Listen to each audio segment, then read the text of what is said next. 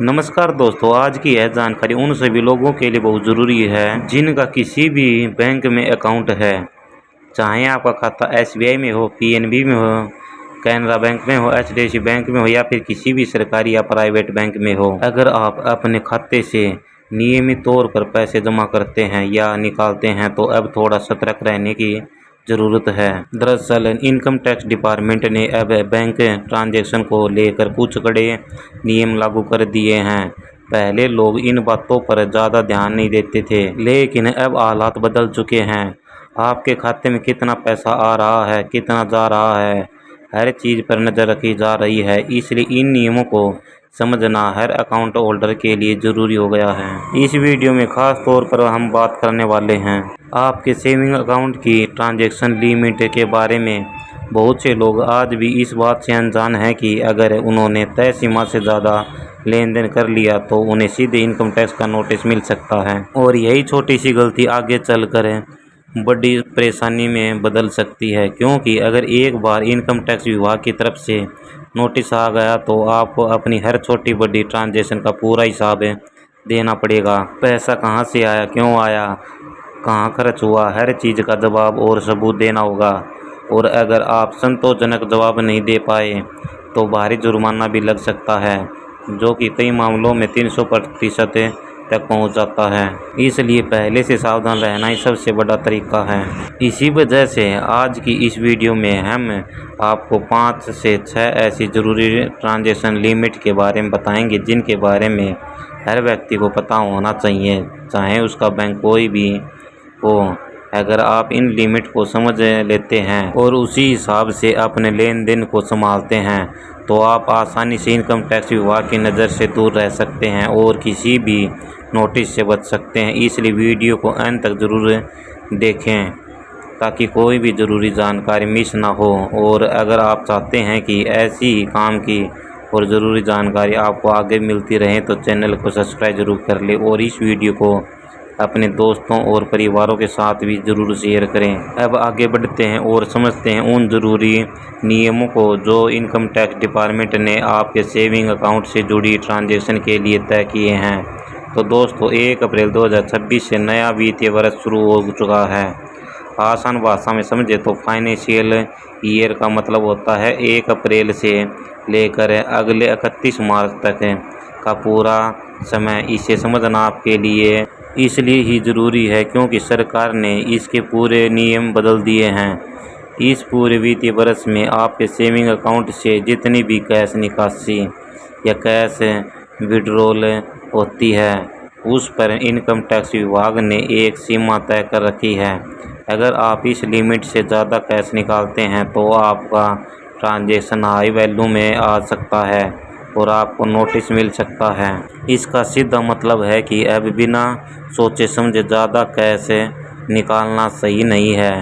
अगर आपने ज़रूरत से ज़्यादा कैश निकाला तो बाद में विभाग ने उस पर स्रोत पूछ लिया और आप सही जवाब नहीं दे पाए तो यह आपके लिए बड़ी परेशानी बन सकती है। इससे आपकी फाइनेंशियल प्रोफाइल पर भी असर पड़ सकता है और जुर्माना अलग से लग सकता है। सिर्फ यही नहीं, इनकम टैक्स विभाग ने यह भी तय कर दिया है कि एक पूरे वित्तीय वर्ष में आप अपने सेविंग अकाउंट में अधिकतम कितना पैसा जमा कर सकते हैं। अगर आप अनजाने में इस लिमिट को पार कर देते हैं तो सिस्टम आपको फ्लैग कर सकता है और नोटिस भी भेज सकता है। और आज के समय में सिर्फ कैश ही नहीं बल्कि डिजिटल ट्रांजैक्शन भी पूरी तरह ट्रैक किए जा रहे हैं। चाहे आप यूपीआई के जरिए गूगल पे, फ़ोनपे या पेटीएम इस्तेमाल कर रहे हो, साल भर में आपने कितना पैसा भेजा और कितना प्राप्त किया इसकी भी निगरानी हो रही है। इसके अलावा आप एक वित्तीय वर्ष में अधिकतम कितनी राशि की एफडी कर सकते हैं, इसको लेकर के भी नया नियम आया है। क्योंकि अगर आपने तय सीमा से ज़्यादा एफडी कर दी तो इनकम टैक्स का सिस्टम खुद ही अलर्ट हो सकता है और आपको नोटिस भेज सकता है। अगर आपके पास एक से ज़्यादा बैंक अकाउंट हैं, जैसे 2 या 3 खाते, तो आपके यह भी जानना ज़रूरी है कि आप एक खाते में कुल मिलाकर कितना कैश निकाल सकते हैं, ताकि आप हाई वैल्यू ट्रांजैक्शन की लिमिट को पार ना कर सके। और आखिर में हम उस सवाल का जवाब भी देंगे जो सबसे ज़्यादा पूछा जाता है कि आप अपने सेविंग अकाउंट में एक समय पर अधिकतम कितना पैसा रख सकते हैं, क्योंकि अब इनकम टैक्स विभाग की नज़र सिर्फ ट्रांजैक्शन पर ही नहीं बल्कि आपके बैंक बैलेंस पर भी रहती है।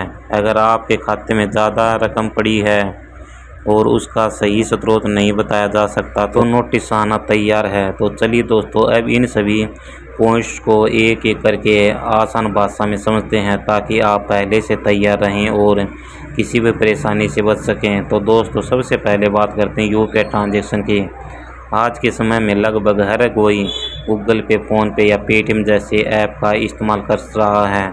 पैसे भेजना हो, लेना हो, सब कुछ सेकंड में हो जाता है। लेकिन यहाँ एक चीज़ बहुत कम लोग जानते हैं कि कई लोगों को लगता है कि यूपीआई पर कोई लिमिट नहीं होती, इसलिए जितना चाहें उतना पैसा घुमा सकते हैं। लेकिन असलियत इससे थोड़ी अलग है। अब 2026 में नियम काफ़ी सख्त हो चुके हैं। अगर आपके सेविंग बैंक खाते में पूरे साल के दौरान कैश डिपॉजिट यानी नकद जमा 10 लाख या उससे ज़्यादा हो जाता है तो बैंक इसका रिपोर्ट सीधे इनकम टैक्स डिपार्टमेंट को भेज देता है। इसके अलावा भले ही आप कैश जमा ना करें, लेकिन अगर आपकी यूपीआई ट्रांजैक्शन बहुत ज़्यादा हैं और वे आपकी घोषित आय डिक्लेयर इनकम से मैच नहीं करते तो आपसे सवाल किया जा सकता है कि यह पैसा आया कहां से और गया कहां। यह नियम खास तौर पर उन लोगों के लिए ज़्यादा महत्वपूर्ण है जो आरटीआर फाइल नहीं करते, क्योंकि जो लोग आरटीआर भरते हैं उनकी इनकम और खर्च पहले से रिकॉर्ड में रहती हैं। लेकिन जो आरटीआर फाइल नहीं करते उनके लिए हर बड़ा ट्रांजैक्शन सवाल बन सकता है। इसलिए यूपीआई का इस्तेमाल ज़रूर करें, लेकिन पूरी समझदारी के साथ। अब बात करते हैं कैश डिपॉजिट यानी कि पैसा जमा करने की, जहां सबसे ज़्यादा लोग गलती करते हैं। पहले तो यह कहा जाता था कि छोटी छोटी रकम जमा करने से कोई दिक्कत नहीं होती, लेकिन अब ऐसा नहीं है। अब साफ नियम है, अगर आप पूरे फाइनेंशियल ईयर में अपने सेविंग खाते में 1 लाख या उससे ज़्यादा कैश जमा करते हैं तो इसकी जानकारी इनकम टैक्स डिपार्टमेंट को अनिवार्य रूप से भेजी जा सकती है। और सबसे ज़रूरी बात है, यह लिमिट आपके सभी बैंक अकाउंट को मिलाकर लागू होती है, क्योंकि सब कुछ आपके पैन से जुड़ा हुआ होता है। अगर आपने यह सीमा पार कर ली और बाद में आपसे पूछा गया कि पैसा कहाँ से आया और आप उसका सही स्रोत नहीं बता पाए तो वही पैसा अनएक्सप्लेन्ड इनकम माना जा सकता है, जिस पर भारी टैक्स और पेनल्टी लग सकती है। अब इसके बाद आता है कैश विड्रॉल यानी पैसा निकालने का नियम। बहुत से लोग सोचते हैं कि पैसा निकालने पर कोई खास नज़र नहीं रखी जाती, लेकिन ऐसा बिल्कुल नहीं है। नकद निकासी के नियम थोड़े अलग और सख्त हैं। अगर आपने पिछले 3 सालों से आरटीआर फाइल नहीं किया है और आप एक साल में 20 लाख रुपए या उससे ज़्यादा कैश बैंक से निकालते हैं, बैंक उस पर सीधा टीडीएस काट लेता है। वही जो लोग नियमित आरटीआर भरते हैं उनके लिए कैश निकालने की यह लिमिट 1 करोड़ है।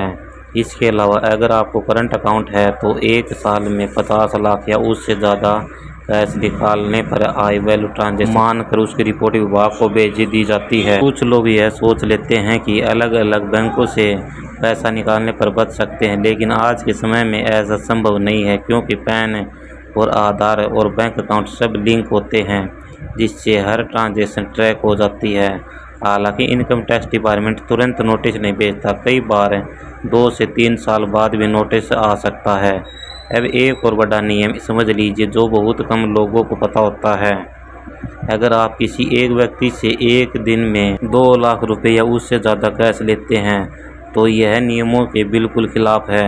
इस पर 100% तक पेनल्टी लग सकती है, यानी अगर आप 2 लाख या उससे ज़्यादा कैश लिया तो उतना ही जुर्माना भी लग सकता है। इसलिए बड़े लेन देन हमेशा डिजिटल तरीके से या चेक के माध्यम से ही करें। अब दोस्तों बात करते हैं एफडी यानी फिक्स डिपॉजिट की। बहुत से लोग पूछते हैं कि एक साल में कितनी एफडी कर सकते हैं, तो यहाँ अपडेट नियम समझ लीजिए। 10 लाख या उससे ज़्यादा एफडी कैश देकर करवाते हैं तो यह ट्रांजैक्शन भी सीधे इनकम टैक्स डिपार्टमेंट को रिपोर्ट हो जाता है। लेकिन अगर आप वही पैसा बैंकिंग चैनल से जैसे यूपीआई, एनएफडी, आरटीजीएस या चेक के जरिए एफडी करते हैं तो आमतौर पर कोई समस्या नहीं होती, क्योंकि उसका सोर्स साफ दिखाई देता है। दिक्कत सिर्फ तब आती है जब आप नकद पैसा लेकर एफडी करवाते हैं और उसकी लिमिट पार कर देते हैं।